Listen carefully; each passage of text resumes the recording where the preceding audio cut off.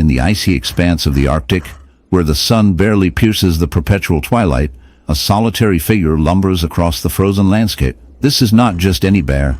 It is a polar bear, a majestic creature that embodies the raw power and beauty of nature. But as we draw closer, the sight that greets us is not one of grace and strength. Instead, we are confronted with a horrific wound, a grotesque testament to the harsh realities of survival in this unforgiving environment. The bear's once pristine white fur is marred by a gruesome infestation of barnacles, their hard calcified shells clinging to its skin like a nightmarish armor.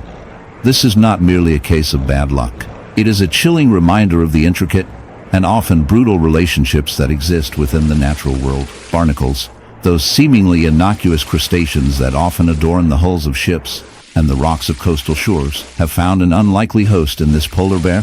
Typically, barnacles attach themselves to hard surfaces, but in this case, they have chosen the soft, vulnerable skin of a living creature. The infestation begins when a few barnacle larvae, carried by ocean currents, latch onto the bear's skin, often in areas where the fur is thin or damaged. As they mature, these barnacles grow, their shells hardening and expanding, creating a painful and debilitating wound. The bear, already struggling against the relentless cold and scarcity of food, now faces the added burden of these parasitic invaders. The sight is both fascinating and repulsive. Each barnacle, with its rough exterior and intricate patterns, is a marvel of evolution, perfectly adapted to cling to its host. Yet, as they multiply, they create a grotesque landscape of infection and decay. The bear's skin becomes inflamed, oozing with pus under the blazing sun of a remote savanna, where life claws and thrives in unrelenting cycles. An extraordinary and unsettling sight emerges. Here, an elephant, a majestic titan of the wild, shuffles through the dry grass, carrying on its gargantuan frame, a grotesque testament to nature's sometimes cruel interplay, a huge, festering wound bristling with a buzzing choir of bees. This is no ordinary scrape or thorn scratch fixed by the simple grace of healing.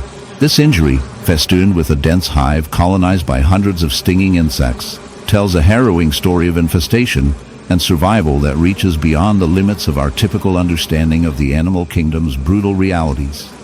The elephant's skin, normally thick, wrinkled armor against the world, has been breached catastrophically.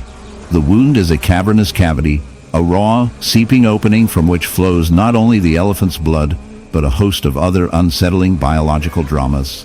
Around and within this maw, bees have taken their gruesome residence. These aren't the gentle honeymakers you might imagine tending a hive in a garden. No, this is a wild, untamed infestation where the usual order of nature spirals into a disturbing niche. The bees, opportunistic and relentless, exploit this wound for shelter and sustenance, drawn by the elephant's exposed flesh, and the sweet, pungent aroma of its bodily fluids mingling with the acids secreted within the wound. Bee infestation on an elephant, at first glance, seems like a strange and almost grotesque anomaly, but it's a biological interaction shaped by a convergence of desperation and adaptability. Bees typically avoid dark fights where a single sting could mean death by a giant animal's powerful swat or tremor. Yet here, a hive thrives dangerously close to the living flesh of one of the largest land mammals. This creeping takeover starts with a single crack or puncture to the elephant's skin, which might arise from a territorial fight with another elephant, a vicious brush with a thorny shrub, or even human-inflicted injury. The wound becomes a festering pit, emitting heat, moisture.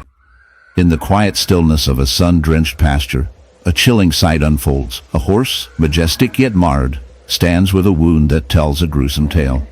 This is not just any injury, it is a horrific beehive wound, a grotesque reminder of nature's darker side. As the camera zooms in, the viewer is met with a shocking image. The horse's flank is a chaotic mass of swollen flesh, oozing with pus, and surrounded by a swarm of angry bees. The buzzing fills the air, a sinister soundtrack to this macabre scene. How did it come to this? The answer lies in the complex relationship between animals and the natural world, a relationship that can turn deadly in an instant. Bee infestations in horses, while rare, can occur when a horse inadvertently disturbs a hive. The bees, feeling threatened, unleash their fury, injecting venom that causes not only pain, but also a severe allergic reaction in some cases. The horse's body, unable to fend off the onslaught, becomes a battleground, with the bees establishing a grotesque colony within the wound.